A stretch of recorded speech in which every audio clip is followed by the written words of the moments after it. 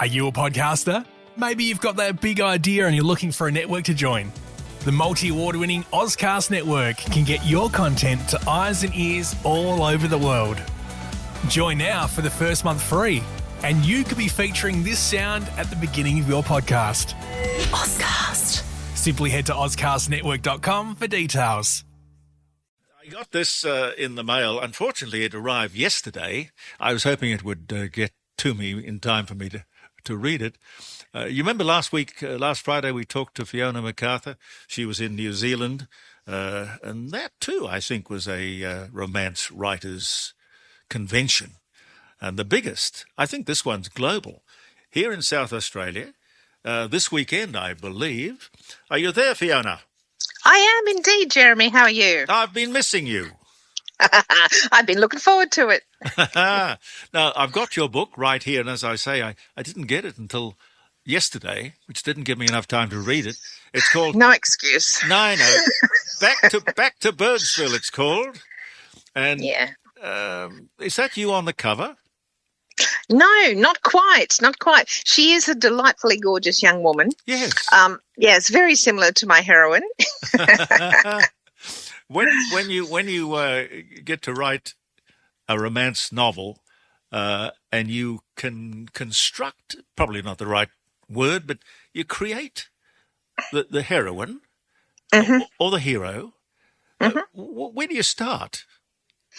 I actually always start with the first scene for a romance novel. So for a women's fiction romantic element novel, so a big one, I always start with the setting. So this time the setting was actually Birdsville. And then I had a person coming into Birdsville, and I didn't really know much about her at all. And all I knew was she was driving towards Birdsville and she'd left in a hurry 18 years ago. Aha. And then you can unravel or ravel the thing accordingly. Tell me, Fiona, what do you call what's a collective noun for romance writers? Well, conference, a gaggle, a romance gaggle, of writers.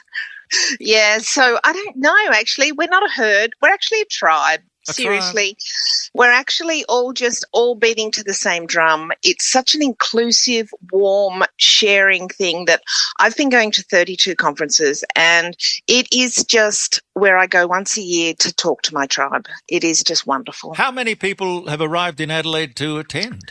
I think there's about 450. Wow. I've been to an American conference and there was 2,000.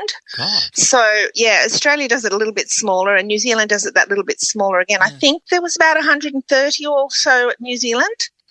But it's the quality of the speakers. I've been listening to a lady this morning who has 200 books and makes seven-finger numbers indie publishing her books. So just the opportunity to hear these amazing people is just, mind-blowing. Why do I think in my mind's eye that it is only women who write romance novels? Are there any men who write romance novels?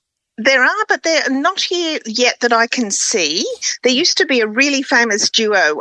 Emma Darcy was Wendy and Frank Brennan. So she used to say that, they made the best love scenes.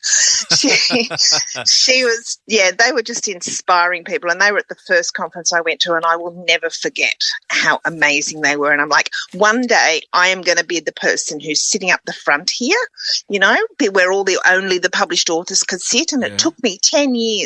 And by the time I sat up the front 10 years later, everybody could sit there. It wasn't anything really special. But I sat there. I was so excited. So, this at the moment I've just put out a book for Penguin Australia, and it's a big feel-good coming home book. But it's all about small towns. It's a deep dive into a small outback town. And though the people are fiction, the town is real. And I went to Birdsville 3 times, and every time I went, I loved it more. Oh. So, it's just an amazing place. It's where the famous Birdsville races are. Yes. So Birdsville's got 110 people there that live there. And in the races, there's 6,000. And for the Big Red Bash, which is like a camping event 10 kilometres out or 30 kilometres out of town at Big Red, the big sandhill, they do this huge concert, and they had 10,000. Wow, God. right in the middle of Australia, which is, it is just incredible. Wouldn't know what hit them. No, well, they do. It happens twice a year, and they are so resilient. Yes. My goodness. This town, I went back to share with them the book launch because I was just so delighted with the help that I got. And I had 30 people out of that 100 come to my book launch, which is just amazing. So we had the local policeman, Stefan, we had the nurse, Sue, we had Don, the National Park Ranger. Now, these are your characters, or they're the real No, characters? these are real people that were actually, in the book, but not in the book. They weren't. Right, but, right. Yeah, it was just... Yeah, it was really great fun. But you clearly draw from real life, though, don't you? When you're putting, filling out your characters.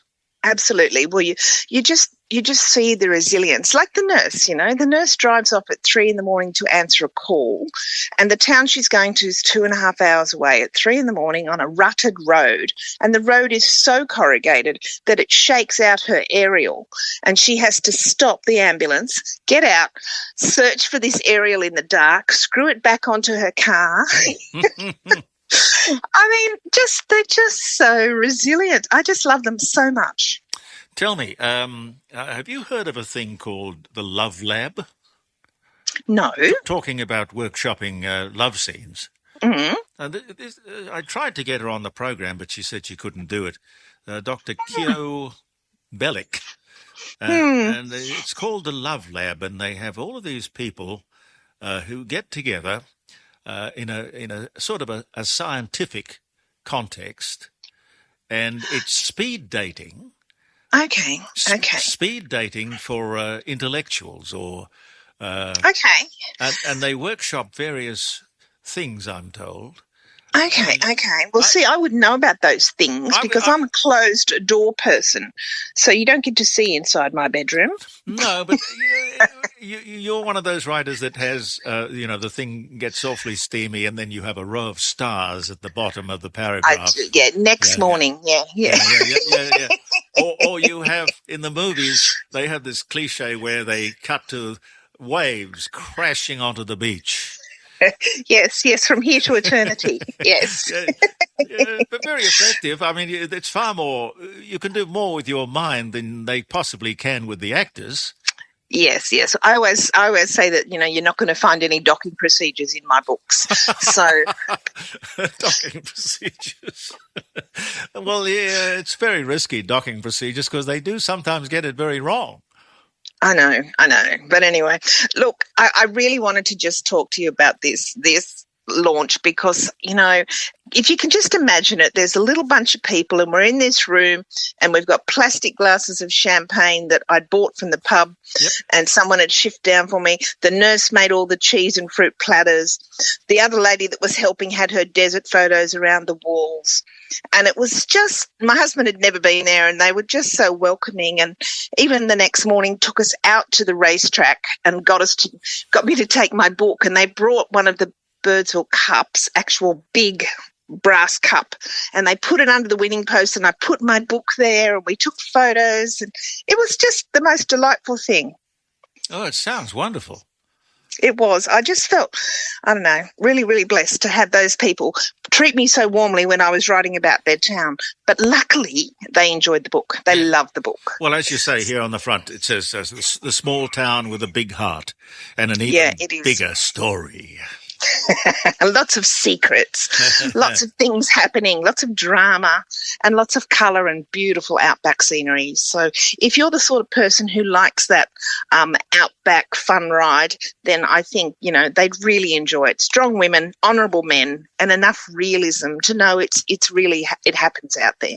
You've never been attracted to move to the big smoke. You're more than happy living on the farm, I gather.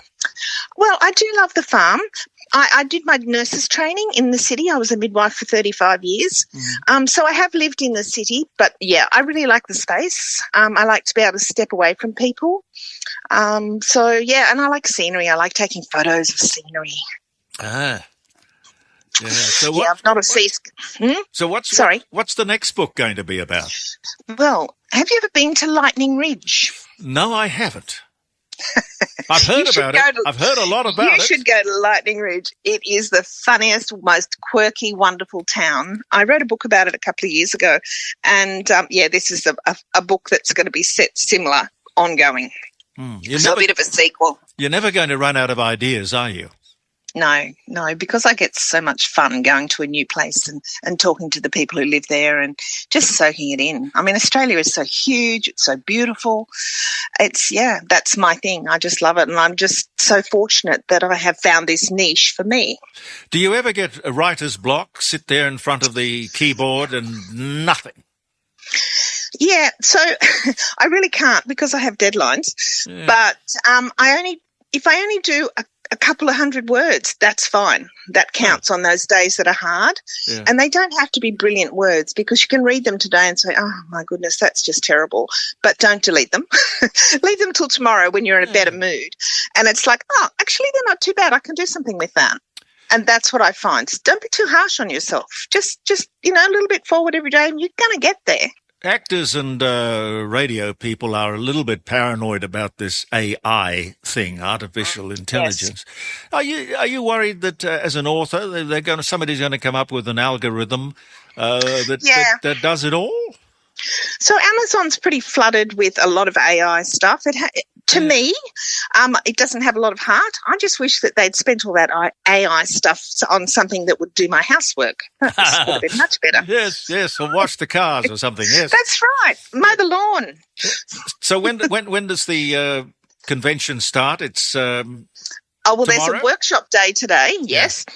And then tomorrow is the official conference, and tomorrow night is the awards ceremony. So my book from last year, As the River Rises, is up for a Ruby Award for the Book of the Year for Romantic Elements, which actually won the New Zealand Koru last weekend. So congratulations. Thank you. I was so excited. I did not expect that. And it was such a delight. So I've got the little trophy sitting here on the bench winking at me, which is just delightful. Well, you'll make it a double. I don't know. This weekend. I would love to, but there's some pretty stiff competition this week. Oh, well. And there was last week too. So I think I've used up all my luck now. Is there much rivalry between you authors? Look, the romance industry is, I don't know whether because it's about love. Yeah. I just think that everybody is it started from those roots of Emma Darcy and those like-minded authors who just wanted to share. Yeah. And every year, you go and talk to a newbie, you make sure people have got someone else to talk to, you sit at tables where people you don't know. Everything's about sharing. And, the rivalry, it's support. That's what we call it. Fascinating. I'd love to be a fly on the wall. I'm sure you would. Next year we'll be in Hobart. You never know. Oh, well, look, wonderful to talk to you. I hope we keep in touch. Congratulations on your prize and the wonderful book that you sent me. Very grateful for that. Thank you so much. That's just lovely, Jeremy. Thank you. I just love talking to you. You're very sweet. How many books have you sold? What was it, 5 million or something? 3. Yeah. 3 million. 3 million books. Wow. Fiona, lovely to have you on the show. Okay, thanks so much. Bye. All the best. Isn't she lovely? Absolutely beautiful. Fiona McArthur. Are you a podcaster? Maybe you've got that big idea and you're looking for a network to join. The multi-award-winning Ozcast Network can get your content to eyes and ears all over the world. Join now for the first month free, and you could be featuring this sound at the beginning of your podcast. Ozcast. Simply head to ozcastnetwork.com for details.